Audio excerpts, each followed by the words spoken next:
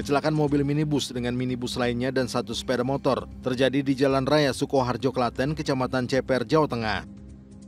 Kecelakaan bermula saat mobil minibus berwarna putih yang dikemudikan Tika melaju dari arah Klaten menuju Sukoharjo dengan kecepatan tinggi.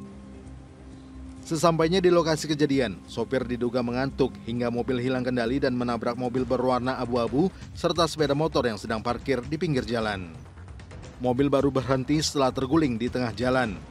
Tidak ada korban jiwa akibat kecelakaan ini, namun kedua mobil dan satu motor rusak parah. Kencang banget mas, sampai keseran kurang lebih 10 meteran lah.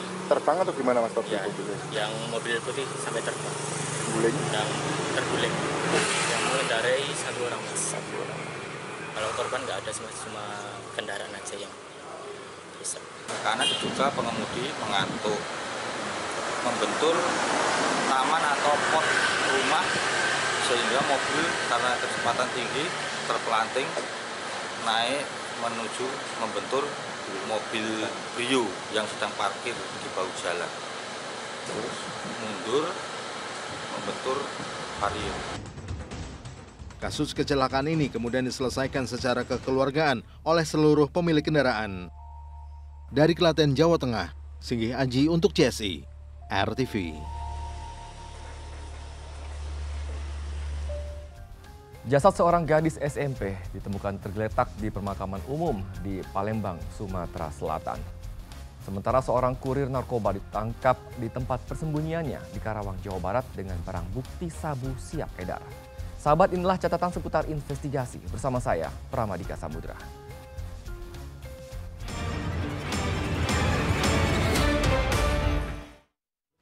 Ya Pak, nurut Pak, demi Allah Pak, ya nurut. Asli Pak nurut. Pak. Petugas Sat Narkoba Polres Cimahi mengerebek seorang kurir sekaligus pengendali penjualan sabu di tempat persembunyiannya di wilayah Karawang, Jawa Barat. Pelaku berinisial DN yang sedang tertidur pulas pun terkejut dengan kedatangan polisi. Polisi kemudian menggeledah kamar DN dan mendapati sejumlah paket sabu siap edar.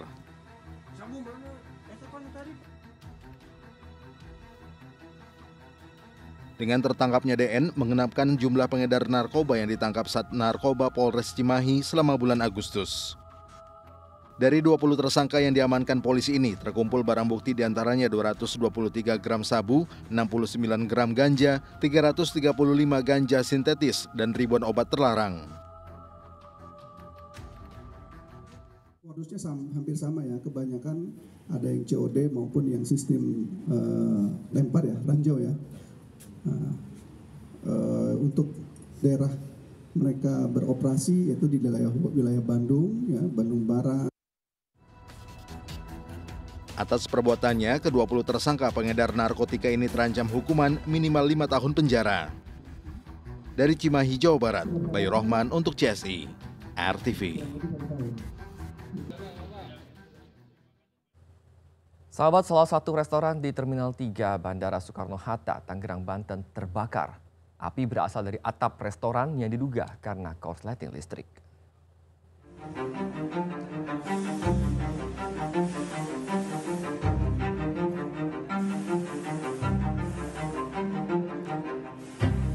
Satu restoran di area keberangkatan Terminal 3 Bandara Soekarno-Hatta, Tangerang, Banten terbakar. Api berasal dari bagian atap dan langsung membesar hingga asap pekat sempat menyelimuti area Terminal 3. Sejumlah penumpang yang ada di lokasi itu juga panik. Namun petugas pemadam kebakaran dengan cekatan memadamkan api kurang dari setengah jam. Diduga api berasal dari korsleting listrik dari salah satu gerai makanan. Kebakaran itu terjadi saat karyawan akan membuka restoran. Kebakaran ini juga tidak mengganggu jadwal penerbangan. Tidak ada, sama sekali tidak ada, komplain pun yang masuk sampai saat ini belum ada. Untuk tenan juga kita pastikan mereka dapat beroperasi lagi dengan normal karena kita sudah pastikan sumber-sumber listrik sudah aman. Dari pihak bandara maupun APSEC menjamin tidak terganggunya layanan di Bandara Soekarno-Hatta. Jadi silakan untuk para pengguna jasa dapat menggunakan jasa bandara secara normal. Terkait kebakaran ini, polisi sudah meminta keterangan dari 2 pegawai restoran dan peristiwa ini masih dalam penyelidikan. Dari Tangerang, Banten, Andrianto untuk CSI RTV. Sesosok jasad perempuan ditemukan di TPU Talangkrikil di Kecamatan Sukarami, Palembang, Sumatera Selatan. Dugaan sementara jasad yang diketahui pelajar SMP tersebut merupakan korban pembunuhan.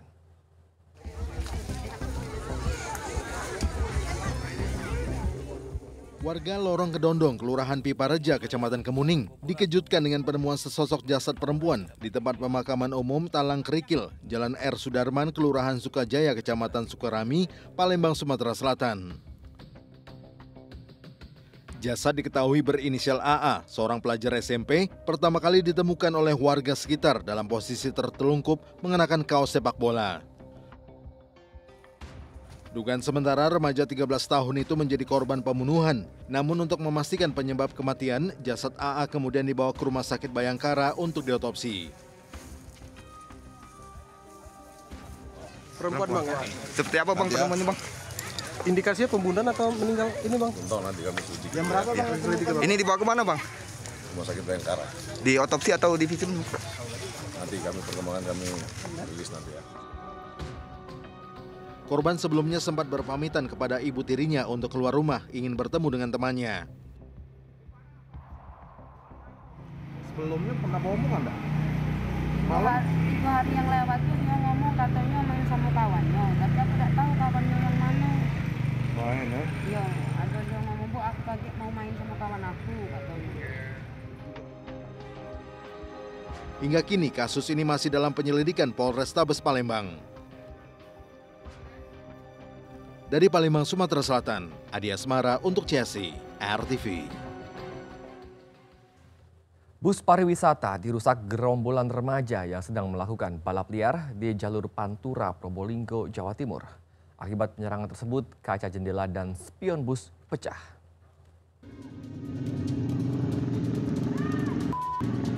Beginilah aksi segerombolan pengendara motor saat merusak bus malam jurusan Denpasar Kediri di jalur Pantura Keraksaan, Kabupaten Probolinggo, Jawa Timur. Akibat dari aksi tersebut, bumper depan bus terlepas, kaca jendela dan spion bus juga pecah.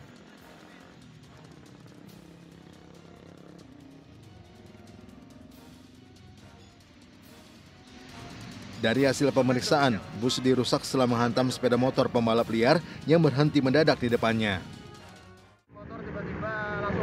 Ada di depan saya dan ditiming 2 kali. Itu balap liar atau ya pak? Balap liar. Dan dipecah kacanya dipecah. Kacanya dipecah.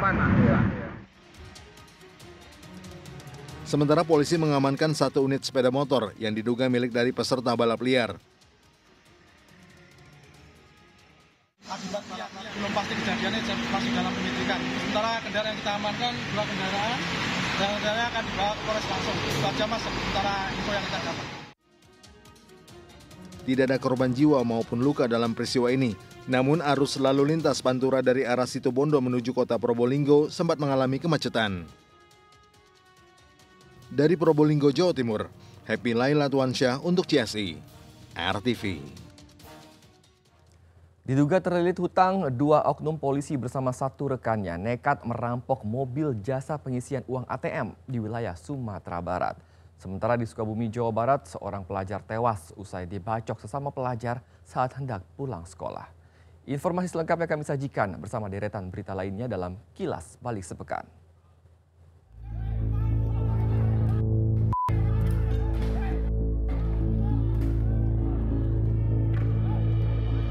Satu ormas terlibat bentrok dengan sejumlah penagih utang di Komplek Ruko Cikarang Square, Desa Pasar Sari, Cikarang Selatan, Bekasi, Jawa Barat. Bentrokan bermula saat para penagih utang menyita sementara kendaraan yang dianggap cicilannya menunggak dari seorang kreditur. Pasca penyitaan, ormas itu mendatangi kantor para penagih utang untuk bernegosiasi, namun gagal dan berakhir ricuh. Akibat peristiwa ini, seorang pria mengalami luka-luka dan 1 mobil rusak. Sejumlah petugas gabungan dari polisi dan TNI masih terus berjaga di lokasi kejadian untuk mengantisipasi bentrokan susulan.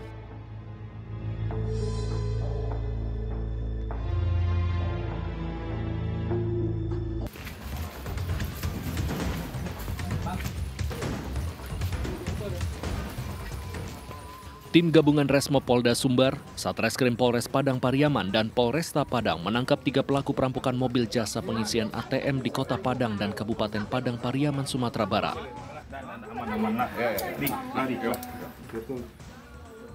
Ironisnya, 2 dari 3 pelaku merupakan oknum kepolisian yang bertugas di Samapta Polda Sumatera Barat dengan inisial N dan S. Dari ketiganya, polisi mengamankan barang bukti uang tunai senilai 2,5 miliar rupiah yang tersimpan di dalam brankas.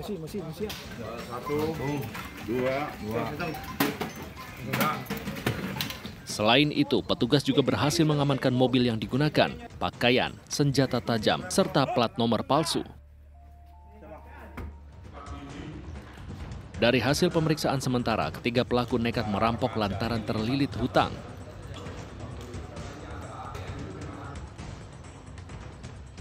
Atas perbuatannya, ketiga pelaku dijerat pasal tentang pencurian dengan pemberatan dengan ancaman hukuman 12 tahun penjara.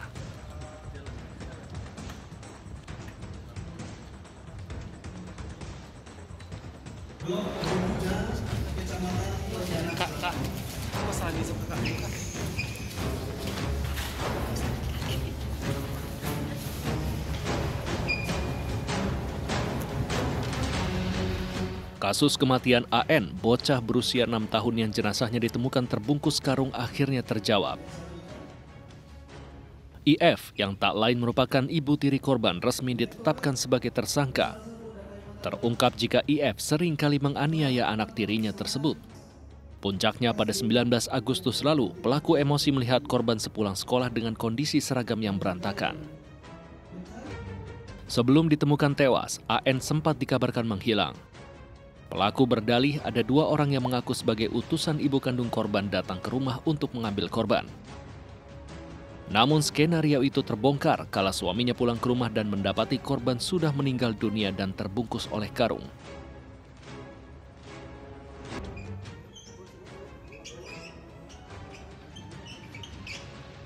Diduga pelaku gelap mata lantaran cemburu, suaminya lebih sayang terhadap korban dibandingkan dengan dia dan anak kandungnya.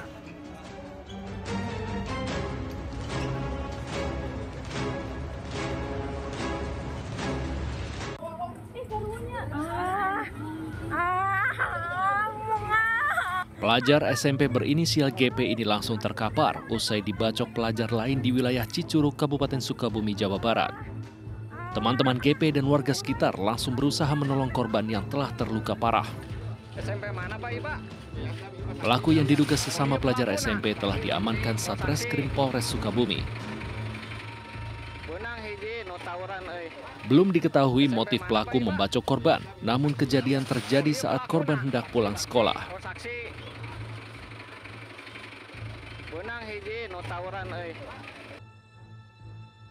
Naas, korban meninggal dunia setelah dibawa ke Rumah Sakit Bakti Medicare Cicurug, Sukabumi.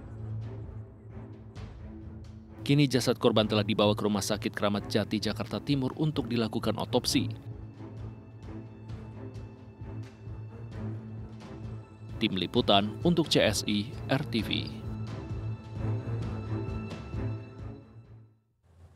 Sahabat, berkendara dengan selamat di jalan raya tidak hanya membutuhkan keahlian, namun juga kewaspadaan dan kepatuhan dalam berlalu lintas. Dan berikut tips dari Brigade Putu agar Anda terhindar dari maut di jalan raya. Halo sahabat, pelanggaran lalu lintas terjadi hampir setiap hari. Dan kali ini ada pelanggaran lalu lintas apa yang sudah terekam?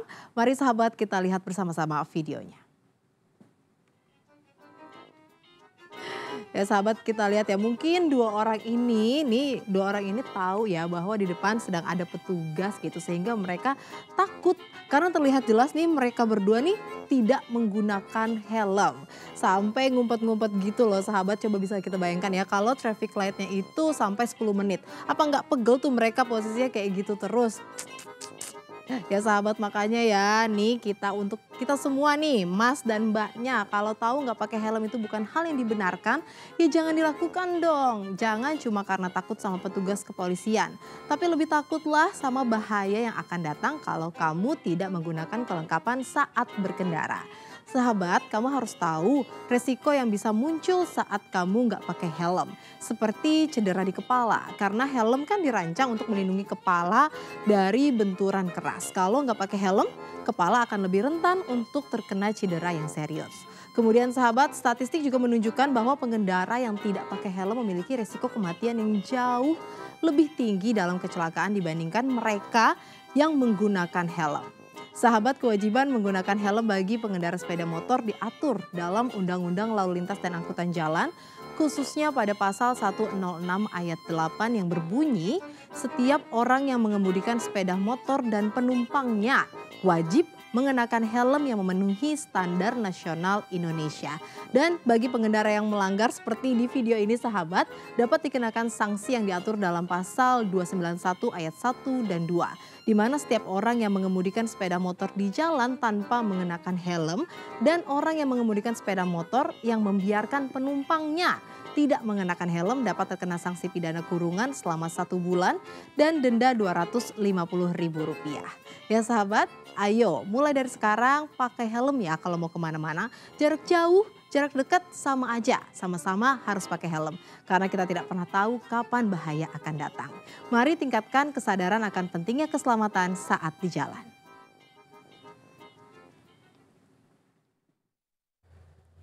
Sahabat, 3 remaja asal Garut, Jawa Barat ditemukan tewas usai menggelar pesta minuman keras oplosan. Diduga miras oplosan itu diracik oleh ketiga korban bersama 6 teman lainnya di rumah kosong.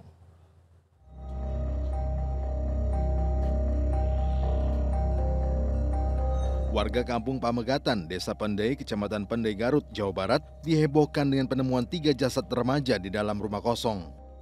Ketiganya berinisial DD, AA, dan PN. Jasad korban ditemukan tertelungkup dengan kondisi rumah dalam keadaan berantakan. Diduga ketiganya tewas akibat keracunan usai mengonsumsi minuman oplosan alkohol murni yang dicampur minuman berenergi dan obat terlarang. Minuman tersebut diracik oleh ketiga korban bersama 6 teman lainnya yang langsung dilarikan ke rumah sakit guna penanganan medis.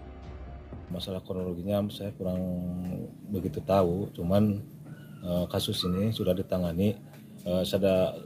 Awal-awalnya saya sudah lapor ke aparat desa mungkin sudah lapor ke kepolisian setempat. Itu 70% untuk obat-obat, jadi bukan tidak layak untuk dikonsumsi alkohol, karena 70% itu obat khusus untuk obat luar. Mereka belinya bersama-sama, kemudian diracik bersama-sama dan dikonsumsi secara bersama-sama. Jadi statusnya keracunan? Keracunan, mereka keracunan dari minuman yang mereka racik sendiri. Salah satu korban selamat mengaku merasakan gejala mual muntah hingga pusing usai mengonsumsi minuman oplosan tersebut. Kini polisi telah mengamankan sampel minuman yang dikonsumsi para korban. Dari Garut, Jawa Barat, Idrus Andriawan untuk CSI, RTV. Sahabat, kejahatan selalu ada di sekitar kita dan kewaspadaan menjadi satu-satunya cara menghindarkan diri dari bahaya. Saksikan catatan seputar investigasi setiap Senin hingga Jumat pukul 23 waktu Indonesia Barat. Saya Pramudika Samudra. Sampai jumpa.